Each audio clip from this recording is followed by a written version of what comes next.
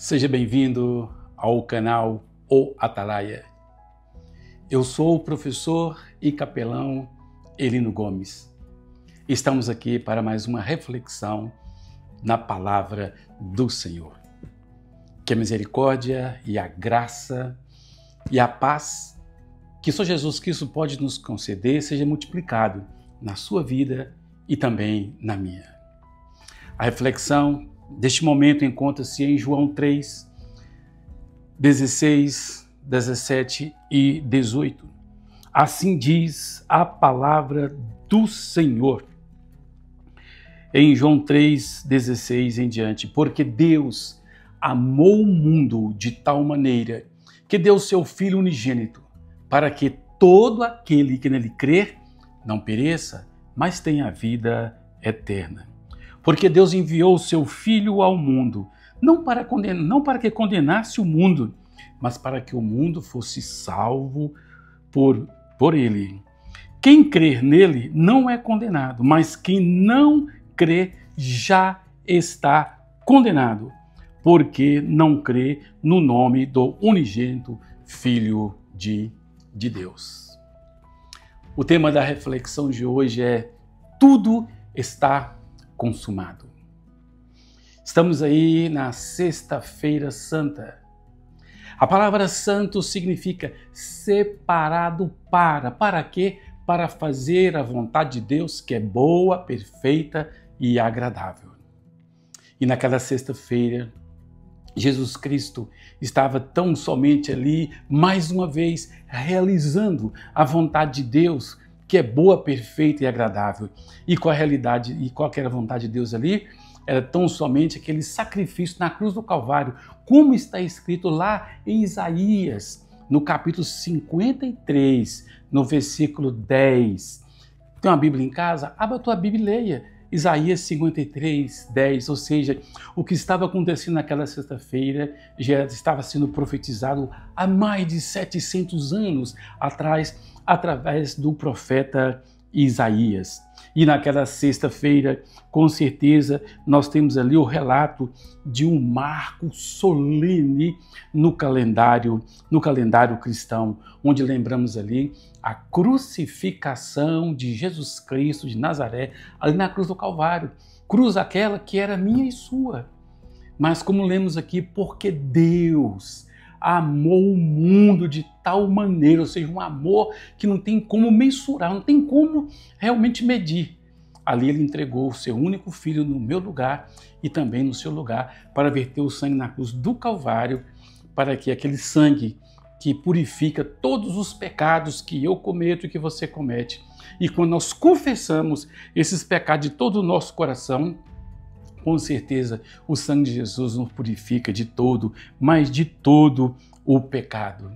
E ali também nós temos o relato, daquele momento ali, os momentos finais da vida de Jesus Cristo aqui na Terra estão entre os mais sombrios de toda a história da humanidade. E se você quer conhecer um pouco mais desse relato, na tua casa tem uma Bíblia. Abra a tua Bíblia no Evangelho de Marcos. O capítulo é o 15. Leia do 33 até o 39 e você vai ver também esse relato das últimas horas de Jesus Cristo ali na cruz do Calvário. E dentre aqueles ali, relata aqui na hora sexta, ou seja, meio-dia, Jesus Cristo estava sendo ali crucificado naquele madeiro, estava sendo pendurado naquele madeiro. E a palavra de Deus diz que houve trevas.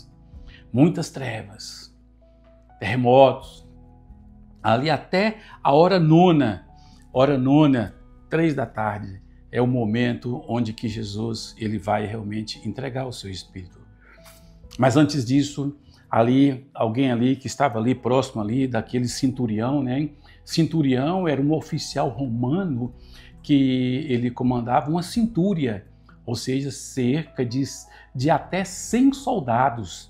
Estava no comando daquele centurião.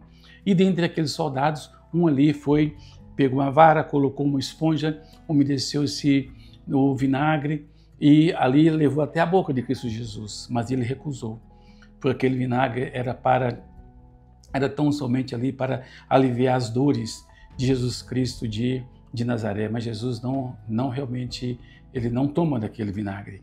E também aquela esponja também, segundo os historiadores, aquela esponja que foi utilizada era uma esponja de latrinas, ou seja, como se fosse o papel higiênico de hoje. É isso, então usou-se aquela esponja para poder umedecer no vinagre e levar até a boca de Cristo Jesus, mas ele não fez uso daquele vinagre. E aí, ali depois, ali, um pouco mais para frente, nós vamos encontrar Jesus dizendo o seguinte, né? Ele falando com o Pai: Deus meu, por que me desamparaste? E aí lá em João, no capítulo 19, no Evangelho de João 19:30, nós temos Jesus esperando, dizendo: está tudo consumado. Quando Jesus fala que está tudo consumado, ele está querendo dizer o seguinte, que ali houve, é como se tivesse selado, né? Como se fosse um selo, selou a reconciliação do homem para com Deus. E quando Jesus diz isso, está tudo consumado, sabe o que aconteceu? Lá no templo de Jerusalém, tinha uma grande cortina, que era o véu. Cortina essa que tinha 18 metros de altura, por 13,5 metros de largura e uma espessura de 12 centímetros. E essa cortina, sabe o que aconteceu? Ela é rasgada de cima para baixo. E qual o ser humano que tem a força para rasgar aquela cortina? Mas ela foi rasgada de cima a baixo. E aquela cortina, qual que era a finalidade daquela cortina ali em Jerusalém?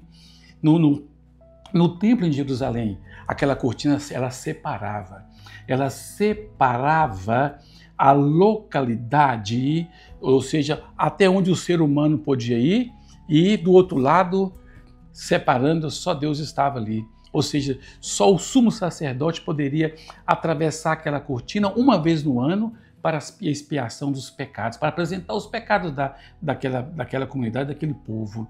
Mas Jesus, ele rasga esse véu.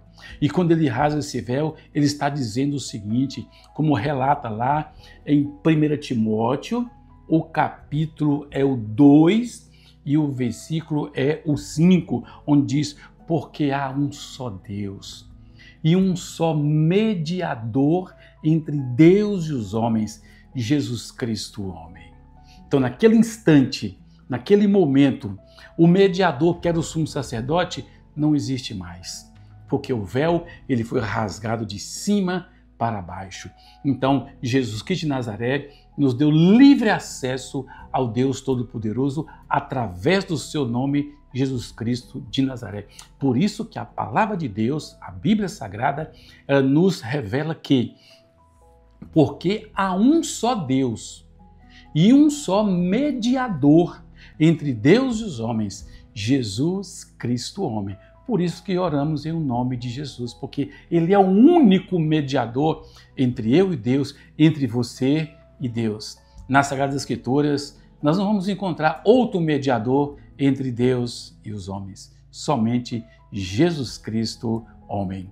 E nós observamos aí que esse presente maravilhoso que Deus envia, que é Jesus Cristo de Nazaré, somente Ele pode nos salvar. Salvar de quê?